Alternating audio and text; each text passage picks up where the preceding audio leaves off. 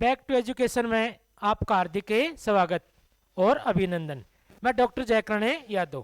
प्यारे बच्चों, आज अपना टॉपिक रहेगा समास का। इससे पहले हमने टॉपिक कराया था वर्ण विचार। तो जो समास का टॉपिक है ये हर कंपटीशन में आता है। जो समास का टॉपिक है ये सभी कंपटीशन में आता है, जैसे HSC है, HPSC है, RPSC है, DSSB, KVS, UPSC और भी जो कंपटीशन है ऑल इंडिया में, तो सभी के लिए ये जो समास का टॉपिक है ये व्याकरण में रीढ़ की हड्डी मानी जाती है। जैसे संधि है, समास, उपसर्ग, प्रत्यय, लोकोक्ति, मुहावरा, पर्यायवाचक शब्द है, विलोम शब्द है, वाक्यांश के लिए एक शब्द है, शुद्ध वर्तनी, वाक्य, अशुद्धि। ये टॉपिक है हर कंपटीशन में काम आते हैं। तो आज बच्चों अपना टॉपिक रहेगा समास। तो अपना टॉपिक क्या है? समास।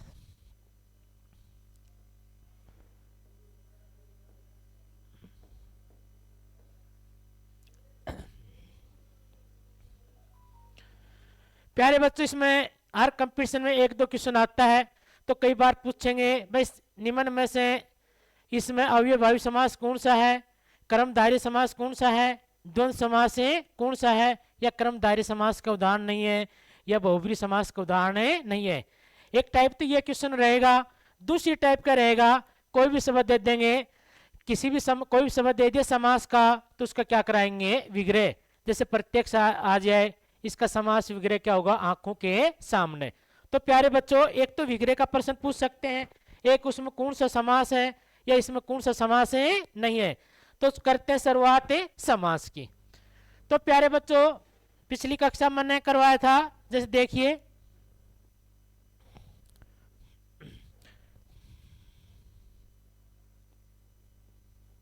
समास। समास का सबसे पहले हम क्या करेंगे? संधि विच्छेद। समास का सबसे पहले क्या करेंगे? संधि विच्छेद। तो संधि विच्छेद क्या होगा बच्चों? समास का संधि विच्छेद होगा सम प्लस आस। समास का संधि विच्छेद क्या हो जाएगा? सम प्लस आस। अब बच्चों आपसे पूछें समास में कौन सी संधि है, तो हमारा उत्तर होगा समास में कौन सी है? व्यंजन संधि। संधि कितने प्रकार की होती हैं? 3 प्रकार की, स्वर संधि, व्यंजन और विसर्ग। तो समास शब्द में कौन सी रहेगी? व्यंजन। तो ये व्यंजन किस प्रकार है? यदि प्रथम शब्द की अंतिम ध्वनि में क्या हो? मैं, और मैं के नीचे क्या रहेगा? अलंत। प्रथम शब्द रहेगा, उसका अंतिम वर्ण क्या रहेगा?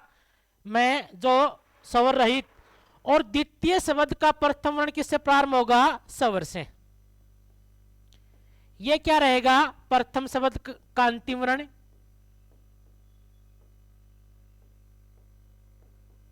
शब्द का अंतिम वर्ण रहेगा।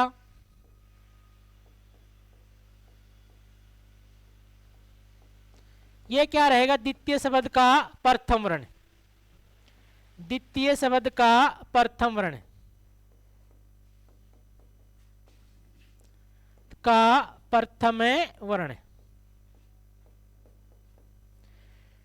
प्यारे बच्चों, ये तो क्या हो जाएगा? प्रथम शब्द का अंतिम वर्ण, और ये क्या होगा? द्वितीय शब्द का प्रथम वर्ण। जब इस मैं का मिलन किससे होगा? स्वर से, और स्वर का मिलन किस होगा? मैं से। तो प्यारे बच्चों, मैं वर्ण है वो ज्यों का त्यों रहेगा। मैं वर्ण क्या रहेगा? ज्यों का त्यों रहेगा। तो मैं वर्ण में किसकी मात्रा जुड़ जाएगी? स्वर की। जैसे सम प्लस आस, इधर क्या होगा? सम, और दूसरा क्या होगा? आस। तो मैं वर्ण क्या रहेगा? जुग क्या तू, और ये क्या है? आ। ये क्या है? स्वर।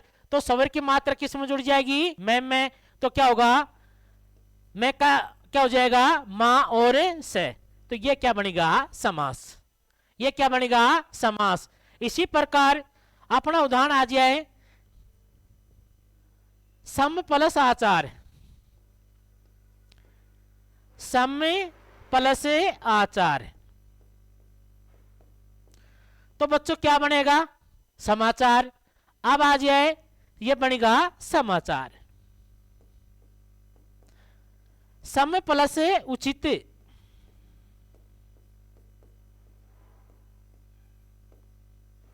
तो बच्चों क्या बनेगा? समुचित। सम प्लस आहार तो क्या बन जाएगा? समहार। तो प्यारे बच्चों, समास शब्द में कौन सी संधि है? व्यंजन संधि है। यदि प्रथम शब्द का अंतिम वर्ण क्या हो? मैं, और द्वितीय शब्द का प्रथम वर्ण किससे प्रारंभ हो? स्वर से। स्वर चाहे कोई सा भी हो सकता है, ए, आ, छोटी ई, बड़ी ई, छोटा ऊ, कोई भी हो सकता है। तो मैं वर्ण है वह जू का तू रहेगा। मैं वर्ण क्या रहेगा? जू का तू। और जो स्वर की मात्रा है वह किस में जुड़ जाएगी? मैम में। अब प्यारे बच्चों, जिस शब्द में समास रहेगा, जिस शब्द में क्या रहेगा? समास। जिस शब्द में समास रहेगा उसमें दो पद रहेंगे। कितने पद रहेंगे? दो पद।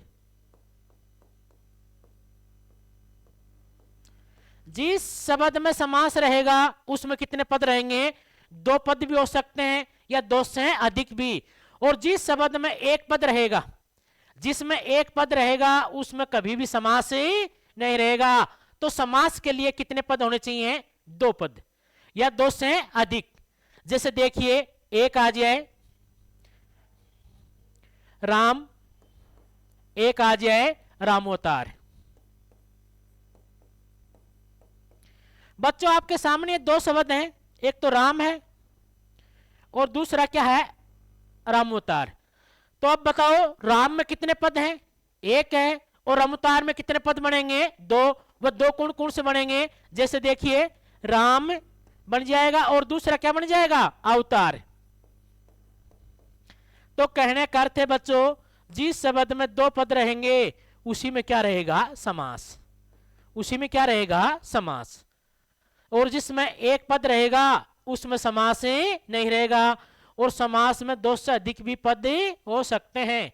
अब हम इसके आधार पर मान लेते हैं, जैसे देखो समास का संधि विच्छेद किया तो इसके हम अनुमान के आधार पर इसमें दो पद बना दिया, एक तो सम और दूसरा क्या होगा? आस। अनुमान के आधार पर इसमें कितने पद बना दिए? दो, सम और आस। यह तो क्या हो जाएगा? प्रथम पद। इसको हम मान लेंगे अनुमान के आधार पर प्रथम पद हो जाएगा। और यह क्या हो जाएगा? द्वितीय पद। जब समास में दो पद रहेंगे, समास में कितने पद रहेंगे? दो पद। तो एक तो रहेगा प्रथम पद और एक क्या रहेगा? द्वितीय पद। प्रथम पद का दूसरा नाम रहेगा पूर्व पद। जो प्रथम पद है उसका दूसरा नाम क्या रहेगा? पूर्व पद। और द्वितीय पद है उसका दूसरा नाम रहेगा उत्तर पद। उसका दूसरा नाम क्या रहेगा? उत्तर पद। बच्चों जिस समास में दो पद रहेंगे तो एक तो रहेगा प्रथम पद, एक मान लेंगे जैसे आप अनुमान का आधार पर। एक तो क्या बन जाएगा? प्रथम पद जैसे राम, और द्वितीय पद क्या हो जाएगा? अवतार। तो प्रथम पद का दूसरा नाम क्या है? पूर्व पद। और द्वितीय पद का दूसरा नाम क्या है? उत्तर पद। कई बार कंपटीशन पूछते हैं कौन सा समास है जिसका उत्तर पद प्रधान है, कौन सा समास है जिसका पूर्व पद प्रधान है। तो प्यारे बच्चों, जिस समास का पूर्व पद या पहला पद प्रधान होगा उसमें कौन सा समास रहेगा? अव्ययभावी समास। कौन सा समास है जिसका उत्तर पद या द्वितीय पद प्रधान होता है उसमें कौन समास रहता है? तत्पुरुष समास। उसमें कौन समास रहता है? तत्पुरुष। जैसे अपना अनुमान का आधार पर मान लिया समास शब्द में कितने पद हैं? दो, एक तो सम एक आस। तो प्यारे बच्चों, इसका आप क्या करेंगे? दोनों का अर्थ निकालेंगे। इन दोनों का क्या निकालेंगे? अर्थ निकालेंगे। सम का अर्थ यहां निकालेंगे पास। सम का अर्थ क्या होगा? पास। आस का अर्थ होता है आसन ग्रहण करना। जैसे अपने घर पर मेहमान आते हैं तो कहेंगे आसन ग्रहण करना। तो आसन ग्रहण का अर्थ क्या होगा बच्चों? बैठाना।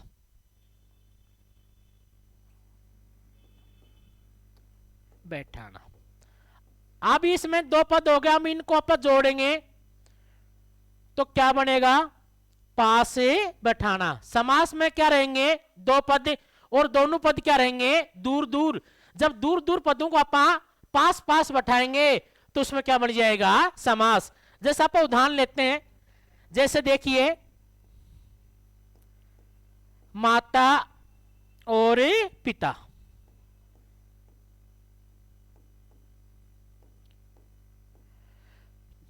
प्यारे बच्चों, माता और पिता, अब इसमें माता और पिता दूर एक पास है, तो क्या है दूर। जब इनको पास पास बैठाएंगे तो क्या करोगे, और हटा देंगे, तो क्या ये बन जाएगा माता पिता।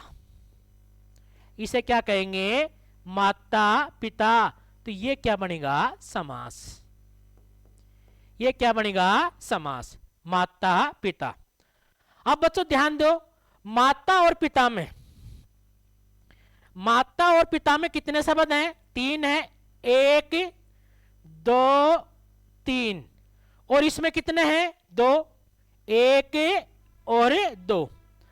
अब बच्चों देखो, जो पहले वाला रूप है, ये जो रूप है ये छोटा है, इससे बड़ा है। ये रूप क्या है, बड़ा, और ये रूप क्या है, छोटा। तो प्यारे बच्चों, समास शब्द का अर्थ होगा छोटा रूप। समास शब्द का अर्थ छोटा रूप या संक्षेप।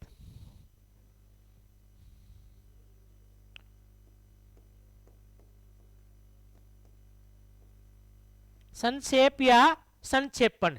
तो प्यारे बच्चों, कई बार 2015 राजस्थान महिला सुपरवाइजर ने पूछा था, समास शब्द का अर्थ क्या होगा, छोटा रूप या संक्षेप या संक्षेपण। संक्षेपण क्या होता है, जो बड़ा रूप होता है, और बड़े रूप को क्या लिखते हैं, छोटे रूप में। जैसे 15 पंक्तियां हैं, अपने पास कितनी पंक्तियां हैं, 15 पंक्ति। और 15 पंक्तियों को जब आप 1/3 में लिखेंगे तो कितना लिखेंगे, 5 पंक्तियों में। तो प्यारे बच्चों, 1% बनेगा। समास शब्द का शाब्दिक अर्थ, तो अपना उत्तर होगा छोटा रूप। तो क्या करोगे, छोटा रूप या संक्षेपण। यह प्रश्न कई बार रिपीट होता है। समास शब्द का शाब्दिक अर्थ, जो बड़ा रूप होगा, और बड़े रूप को किस रूप में लिखेंगे, छोटे रूप में, उसे क्या कहेंगे, समास। प्यारे बच्चों, कई बार हरियाणा स्टेट पीजीटी 2016 पूछा था, समास शब्द का विलोम शब्द। समास का विलोम शब्द। विलोम का अर्थ होता उल्टा। प्रश्न ये भी पूछते हैं, 2021 में यूपी पुलिस में पूछा था कि समास शब्द का विलोम शब्द क्या होगा। तो अपना उत्तर क्या करोगे, विग्रह नहीं होगा। समास शब्द का विलोम शब्द क्या करोगे, व्यास। क्या करोगे, व्यास। प्यारे बच्चों, समास शब्द का विलोम शब्द क्या करेंगे, व्यास। तो ये व्यास का टॉपिक है, ये मैथ में चलता है, साइंस में, कॉमर्स में या आर्ट में। तो बच्चों, समास का टॉपिक, व्यास का टॉपिक है, ये किस में चलता है, मैथ में। जो मैथ में जो वर्ग हैं, चतुर्भुज हैं, वर्गमूल, तो उनको जो छोटा रूप है, और छोटे रूप को क्या लिखेंगे, बड़ा रूप। समास का अर्थ होता है छोटा रूप, और व्यास का अर्थ होता है विस्तार। व्यास का अर्थ क्या होगा, विस्तार। जो छोटा रूप है और उसको विस्तार से लिखेंगे तो व्यास, और बड़ा रूप है और उसको छोटे रूप में लिखेंगे, उसे क्या कहेंगे, समास। तो प्यारे बच्चों, समास शब्द का विलोम शब्द क्या रहेगा, व्यास। और समास शब्द का शाब्दिक अर्थ क्या होगा, छोटा रूप या संक्षेपण।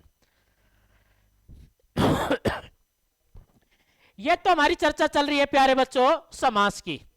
अब आता हमारे सामने प्रश्न, हिंदी में समास किसे कहते हैं। हिंदी में समास किसे कहते हैं, समास किसे कहते हैं। तो प्यारे बच्चों, समास में कितने पद रहते हैं, 2 पद। समास में कितने पद रहते हैं, 2 पद।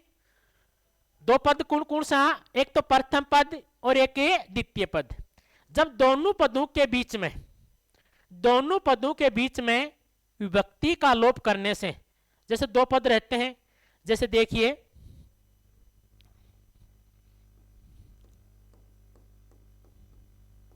रसोई के लिए घर।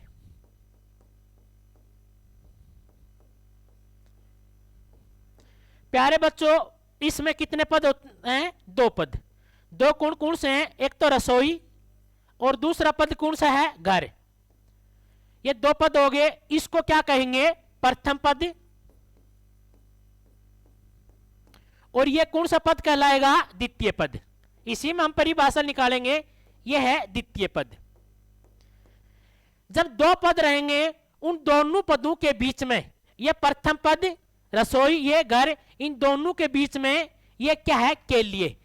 इस के लिए का नाम क्या है? इसे कहेंगे विभक्ति या परसर्ग। विभक्ति।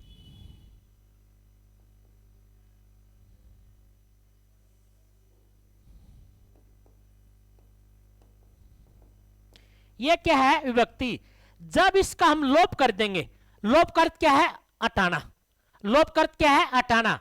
जब इसका हम लोप कर देंगे तो लोप करने के बाद क्या लिखा जाएगा प्यारे बच्चों? लोप करने के बाद क्या लिखा जाएगा? लोप करने के बाद यह लिखा जाएगा रसोई घर। अब इसको हम क्या नाम देंगे? इसे कहेंगे समास। अपनी प्यारी परिभाषा क्या बनेगी बच्चों? जब दो पदों के बीच में, किन के बीच में? जब दो पदों के बीच में विभक्ति का लोप करने से जो छोटा रूप या समस्त पद बनता है, जो छोटा रूप या समस्त पद बनता है, उसे क्या कहते हैं? समास कहते हैं। जैसे दो पद हैं, प्रथम पद क्या है? रसोई, और द्वितीय पद क्या है? घर। इन दोनों के बीच में के लिए क्या है? विभक्ति। के लिए क्या है? विभक्ति। अब इसका लोप, लोप का अर्थ है इसको हटा देंगे, और हटाने के बाद जब रसोई और घर को जोड़ेंगे तो क्या बन जाएगा? रसोई घर। इसे क्या नाम देंगे? समास। अब मैं आपको समास की परिभाषा लिखा रहा हूं। जैसे देखिए, समास किसे कहते हैं? जब दो पदों के बीच में, दो पदों के बीच में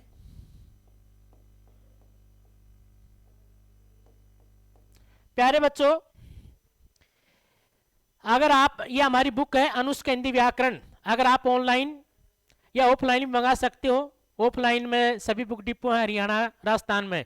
ऑनलाइन फ्लिपकार्ट है, अमेजन है, या कोरियर से मंगाने के लिए हमारे व्हाट्सएप नंबर है 99 29 17 92 55।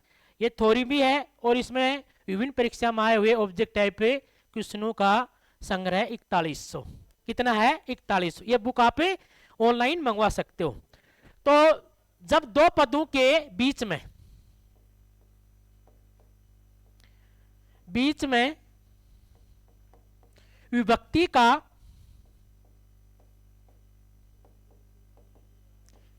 विभक्ति का लोप करने से, लोप करने से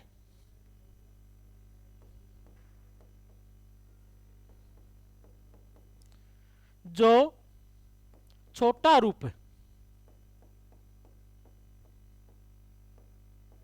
या समस्त पद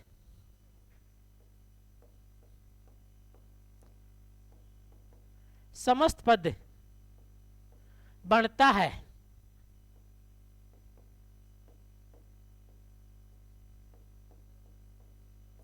उसे समास कहते हैं, कहते हैं।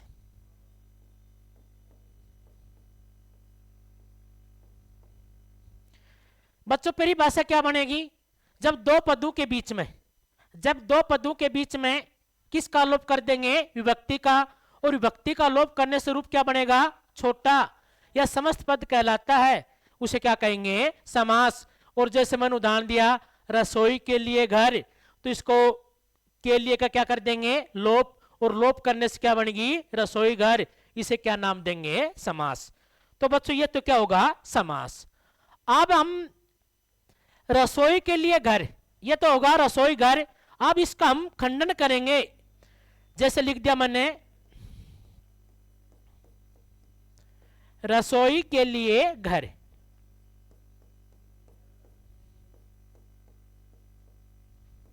ये घर। अब बच्चों इसको क्या नाम देंगे? जैसे रसोई घर है, ये तो क्या होगा? समास। और इसको मैं ऐसे लिख दिया रसोई के लिए घर, तो इसको क्या नाम होगा? इसे हम कहेंगे समास विग्रह।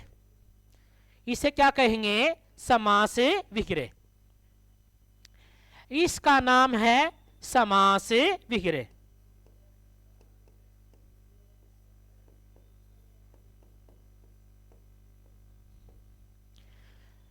बच्चों परिभाषा क्या बनेगी?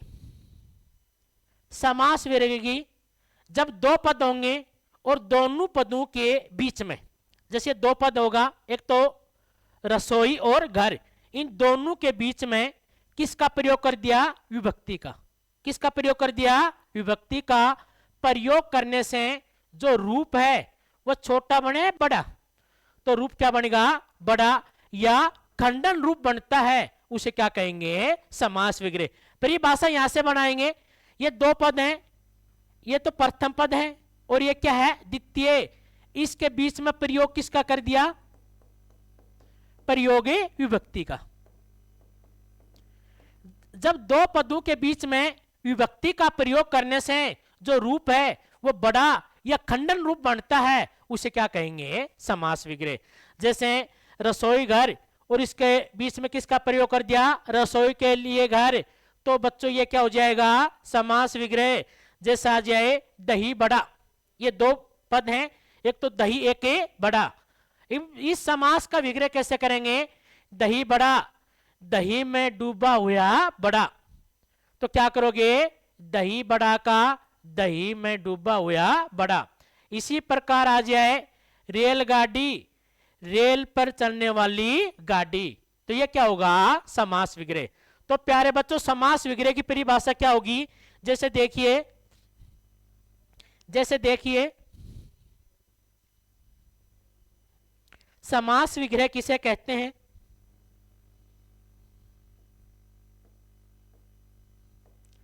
समास विग्रह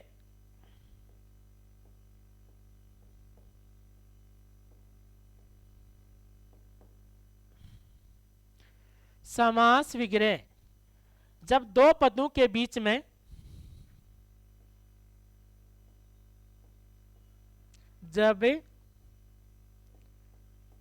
दो पदों के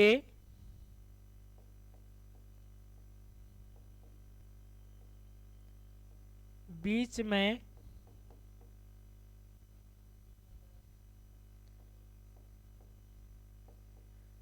विभक्ति का प्रयोग करने से, जब दो पदों के बीच में विभक्ति का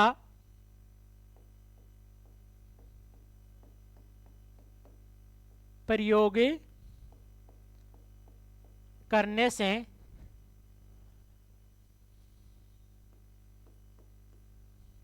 जो छोटा रूप नहीं बड़ा, जो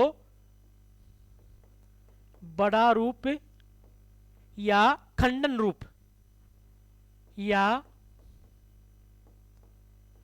रूप बनता है उसे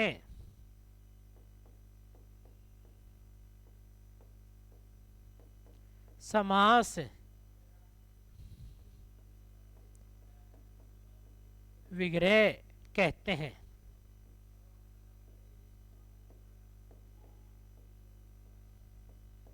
उसे क्या कहते हैं? समास विग्रह कहते हैं। जैसे देखिए,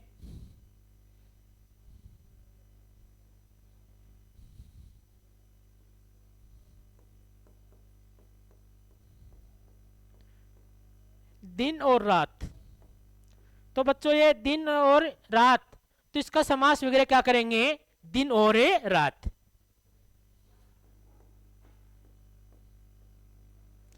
दिन और रात। जैसे आ जाए बच्चों प्रत्यक्ष, इसका समास विग्रह क्या करोगे? आंखों के सामने।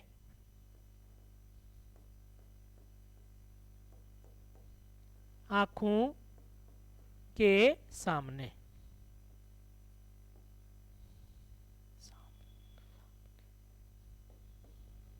आंखों के सामने, ये तो क्या हो जाएगा? अपना समास विग्रह। दो पद रहेंगे और दोनों पदों के बीच में किसका प्रयोग करोगे? विभक्ति का। और विभक्ति का प्रयोग करने से जो बड़ा रूप बनता है, और या खंडन रूप या विच्छेद रूप, बड़ा रूप भी कह सकते हैं, इनका खंडन रूप या विच्छेद रूप बनता है, उसे क्या कहेंगे? समास विग्रह। जैसे दही बड़ा, दही में डूबा हुआ बड़ा, माता पिता, माता और पिता, सुख दुख, सुख और दुखी, यथाशक्ति, शक्ति के अनुसार, प्रत्यक्ष, आंखों के सामने, यथा क्रम, क्रम के अनुसार, यथा विधि, विधि के अनुसार, घर घर, प्रत्येक घर, रातों रात, रात ही रात में, दिनों दिन, दिन ही दिन में। यह क्या है? समास विग्रह। यह क्या है? समास विग्रह।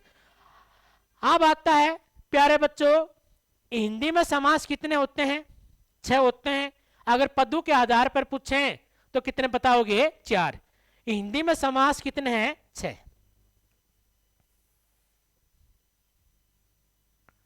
हिंदी में समास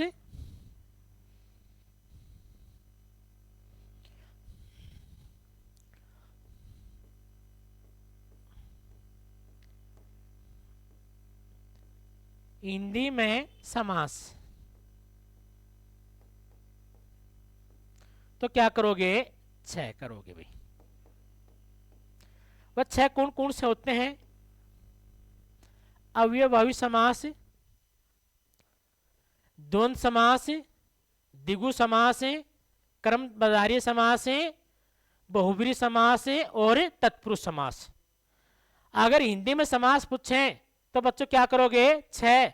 अगर पदों के आधार पर पूछें तब आपको क्या बताना होंगे? 4। तो 6 कौन कौन से हैं? अव्ययभावी समास है, द्वंद्व है, द्विगु है, कर्मधारय है, बहुब्रीहि और तत्पुरुष। और इसमें जो द्विगु और कर्मधारय, इनको हटाकर हम तत्पुरुष में जोड़ देंगे तो पदों के आधार पर कितने बन जाएंगे? 4। तो पहला है हिंदी में अव्ययभावी समास।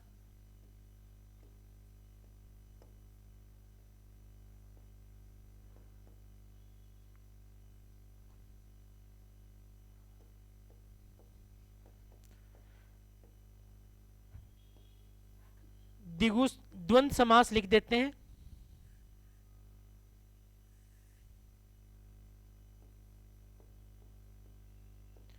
द्वंद्व समास, द्विगु समास,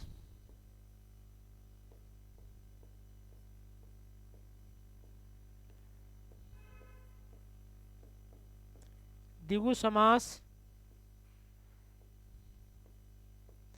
कर्मधारय,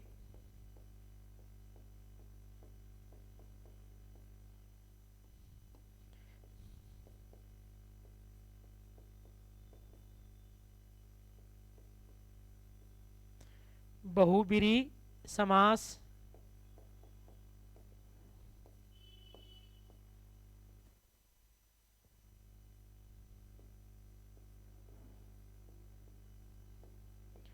तत्पुरुष समास। प्यारे बच्चों, अगर हिंदी में समास पूछें तो हमारा उत्तर होगा 6। 6 कौन कौन से हैं? अव्ययभावी समास है, द्वंद्व है, द्विगु है, कर्मधारय है, बहुब्रीहि और तत्पुरुष। अगर पदों के आधार पर पूछें, पदों के आधार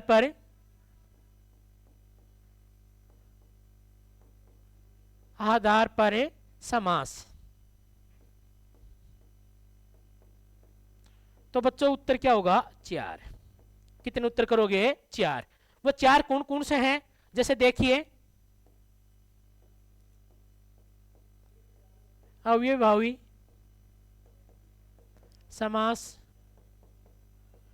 दूसरा क्या है? द्वंद्व समास, तीसरा बहुब्रीहि समास,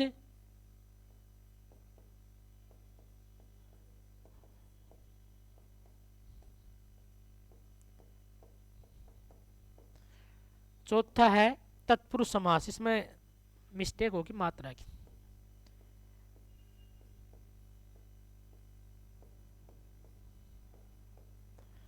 और तत्पुरुष समास में ये दोनों समास जुड़ जाएंगे। कौन कौन से हैं? एक तो जुड़ जाएगा द्विगु समास और दूसरा कर्मधारय। ये क्या है? पदों के आधार पर। प्यारे बच्चों, पदों के आधार पर समास कितने होंगे? 4। अव्ययभावी समास है, द्वंद्व है, बहुब्रीहि समास है और तत्पुरुष, और दिगु और कर्मधारय किस में जुड़ जाएंगे? तत्पुरुष में। और यह किस में है? हिंदी में। अव्ययभावी समास है, द्वंद्व है, दिगु है, कर्मधारय है, बहुब्रीहि है और तत्पुरुष। ये अपने भेद हैं किनके? समास के। हिंदी में तो समास कितने बताओगे? 6। अगर पदों के आधार पर पूछेंगे तो क्या हो गए? 4। अब हमारा पहला समास कौन सा है? अव्ययभावी समास।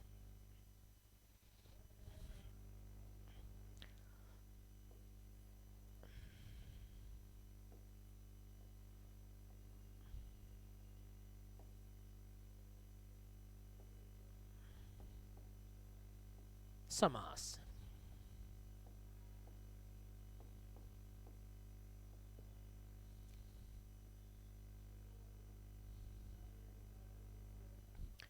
प्यारे बच्चों, पहला समास कौन सा है? अव्ययभावी समास। अब इसका हम उत्तर निकालेंगे। जैसे देखिए, जैसे यह शब्द है वे, बच्चों वे शब्द आएगा, इसका अर्थ क्या होता है? वे शब्द का अर्थ होता है खर्च करना। अर्थ है खर्चे करना। वे शब्द का अर्थ क्या होता है? खर्च करना।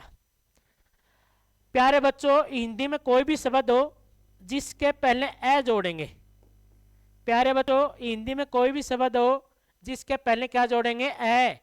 और ए जोड़ने से वह शब्द किसका अर्थ देगा? नहीं का। किसका अर्थ देगा? नहीं का। कोई भी शब्द हो एक्स वाई जेड, अगर उसमें ए जोड़ेंगे तो ए जोड़ने से वह किसका अर्थ देगा? नहीं का। जैसे कार्य शब्द है, जैसे कार्य शब्द है, कार्य का अर्थ है किसी काम का करना, होना। अगर इससे पहले आप ए लगाएंगे तो बताओ कार्य होगा कि नहीं? नहीं होगा। ए कार्य किसी काम का करना नहीं पाया जाए, उसे क्या कहेंगे? ए कार्य। अब आ जाए नाथ। नाथ क्या होता है? स्वामी। और इसके पहले ए लगाएंगे, अनाथ, जिसका कोई माता पिता कोई स्वामी नहीं होता। इसी प्रकार व्यय का अर्थ क्या होता है? खर्च करना।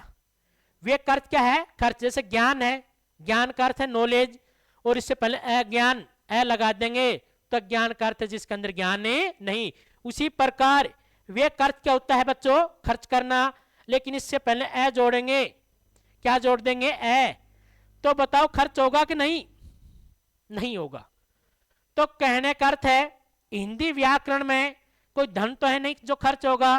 तो अव्यय का अर्थ है जो शब्द कभी भी खर्च नहीं होते, जो शब्द कभी भी खर्च नहीं होते। खर्च का अर्थ होता है जो शब्द कभी भी परिवर्तन नहीं होंगे। लिंग, वचन, कारक तथा काल के अनुसार जो शब्द परिवर्तन नहीं होते उसे क्या कहेंगे? अवयव। तो प्यारे बच्चों, अवयव का अर्थ होगा जो शब्द कभी भी परिवर्तन नहीं होंगे। वह शब्द पुल्लिंग में भी काम आएगा, वह शब्द स्त्रीलिंग में भी आएगा, वह शब्द एक वचन में, या वह शब्द किस में आएगा? बहुवचन में। और वह शब्द कभी भी परिवर्तन नहीं होगा, उसे क्या कहेंगे? अवयव। अवयव का दूसरा नाम क्या बच्चों? प्यारे बच्चों, इसे कहते हैं अविकारी शब्द भी कहते हैं। इसे क्या कहते हैं?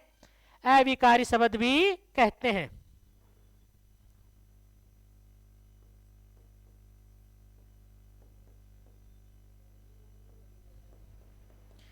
प्यारे बच्चों, प्रयोग के आधार पर शब्द दो प्रकार के होते हैं।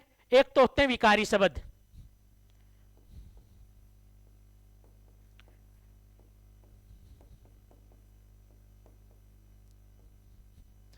बच्चों प्रयोग के आधार पर शब्द कितने प्रकार के हो गए? दो।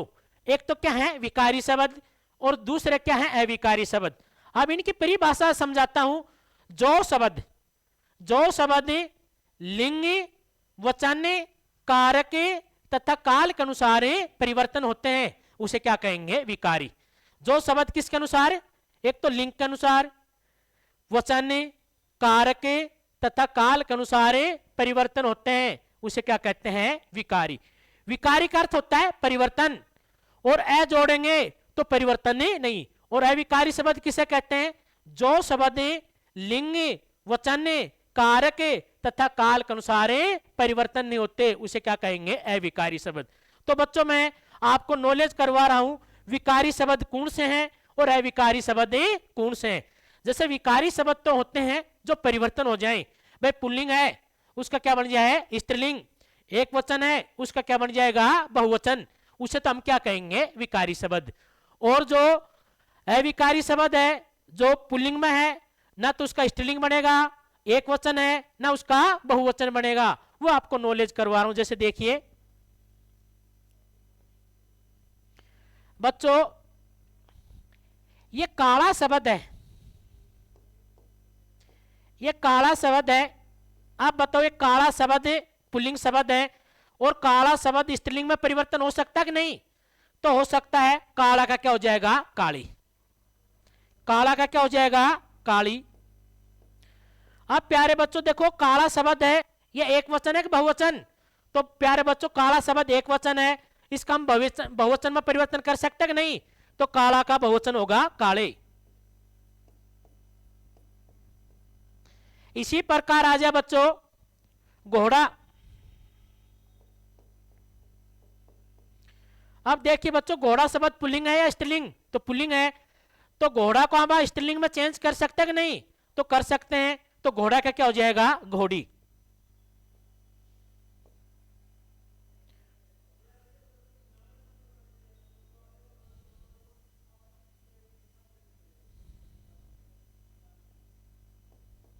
घोड़ा का क्या हो जाएगा? घोड़ी। अब प्यारे बच्चों, घोड़ा शब्द एक वचन है कि बहुवचन? तो अपना उत्तर आएगा एक वचन। इसको हम बहुवचन में चेंज कर सकते हैं कि नहीं? चेंज करते परिवर्तन, तो कर सकते हैं। तो क्या बन जाएगा? घोड़े। अगर सभी प्रकार की आप हिंदी की पीडीएफ प्राप्त करना चाहते हो तो हमारा टेलीग्राम ग्रुप है अनुष्का पब्लिकेशन, आप उससे जुड़ सकते हो। और उसके नंबर है 99 29 17 92 55, 99 29 17 92 55। इन पर आप किसी भी प्रकार की पीडीएफ मंगा सकते हो। इसी प्रकार प्यारे बच्चों जाता शब्द, जाता एक वचन है, इसका स्त्रीलिंग में क्या होगा? जाति। बहुवचन क्या हो जाएगा? जाते। आप प्यारे बच्चों देखो अंदर शब्द, आप मैंने दे दिया अंदर। अब इसका स्त्रीलिंग बन सकता है अंदरी? नहीं। इसका बहुवचन बन सकता है अंदरे? नहीं। तो प्यारे बच्चों ये शब्द क्या है? अविकारी। ये क्या है? अविकारी। जैसे मैं उदाहरण के माध्यम से, वाक्य माध्यम समझा रहा हूं। कृष्ण अंदर बैठा है, कृष्ण अंदर बैठा है। तो कृष्ण शब्द क्या है? पुल्लिंग। और बैठा क्या है? पुल्लिंग। अंदर क्या है? पुल्लिंग में माना जाएगा। और अभी कहीं भी राधा अंदरी बैठी है? नहीं। वे अंदरे बैठे हैं? नहीं। तो प्यारे बच्चों अंदर शब्द है, ये अविकारी है। क्यों? ये शब्द परिवर्तन नहीं होता। इसी प्रकार देखिए बच्चों पास, भीतर, अंदर, बाहर, ये शब्द क्या है? अविकारी। ये क्या है? अविकारी। तो प्यारे बच्चों जो अविकारी शब्द कई बार कंपटीशन पूछते हैं, एचएससी में पूछा गया था अविकारी शब्द कितने हैं? तो प्यारे बच्चों अपना उत्तर होगा विकारी। अविकारी और विकारी शब्द कितने हैं? 4 हैं। विकारी शब्द कितने हैं? 4 हैं। वह कौन कौन से हैं? एक तो है संज्ञा, दूसरा है सर्वनाम, तीसरा है विशेषण, चौथा है क्रिया। प्यारे बच्चों विकारी शब्द 4 प्रकार के होते हैं। ये हरियाणा में भी, उसमें यूपी लेखपाल में भी आया था 2023 में जुलाई में। तो विकारी शब्द कितने प्रकार के हैं? 4। 4 कौन कौन से हैं? संज्ञा, सर्वनाम, विशेषण और क्रिया।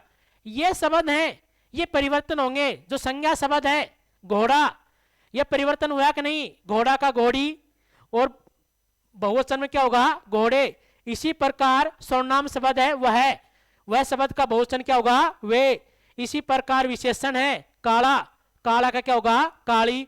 बहुवचन क्या हो गए? काले। क्रिया जैसे जाता है पुल्लिंग है तो जाति स्त्रीलिंग और जाते क्या होंगे? बहुवचन। तो प्यारे बच्चों विकारी शब्द कितने प्रकार के हैं? कितने हैं? 4। संज्ञा, सर्वनाम, विशेषण और क्रिया। आप इस जब हिंदी का जो प्रश्न पेपर आएगा तो इसमें 2 टाइप के क्वेश्चन बना सकता है जो हिंदी का विद्वान होगा। तो पहला प्रश्न बनाएगा निम्न में से विकारी शब्द नहीं है। पहला प्रश्न क्या बनेगा? निम्न में से विकारी शब्द नहीं है। तो प्यारे बच्चों उसमें 3 तो क्या मिलेंगे? विकारी शब्द। उसमें 3 क्या मिलेंगे? विकारी शब्द। एक होगा जो विकारी शब्द नहीं होगा, वो आपको बताना होगा। सेकंड टाइप क्या बनाएगा? निम्न में से विकारी शब्द बताइए, जिसमें एक तो विकारी शब्द रहेगा और 3 होंगे जो विकारी शब्द नहीं होगा। एक को आपको बताना होगा। इसी प्रकार अविकारी शब्द कितने होते हैं? प्यारे बच्चों अविकारी शब्द भी 4 होते हैं। वो 4 कौन कौन से हैं? क्रिया विशेषण, समुच्चय बोधक, संबंध बोधक, विसमाधि बोधक। ये 4 ही क्या है? अविकारी शब्द। वे कौन कौन से हैं?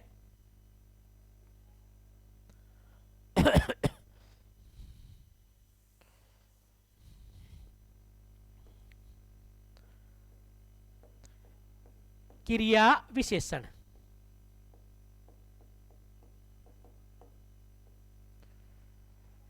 दूसरा है समुच्चय बोधक,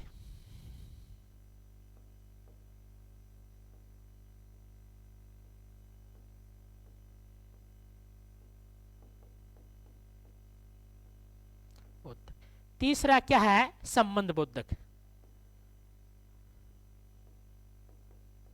संबंधे बोधक, चौथा है विसमाधि बोधक।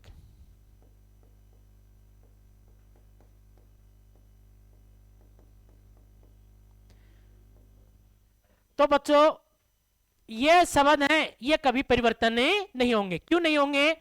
ये शब्द जैसे आज की क्लास हम यही समाप्त करते हैं। अगर वीडियो अच्छी लगी तो ज्यादा ज्यादा शेयर करो, लाइक करो। थैंक यू और धन्यवाद। अगली क्लास में हम कंप्लीट कराएंगे आपका समास का टॉपिक।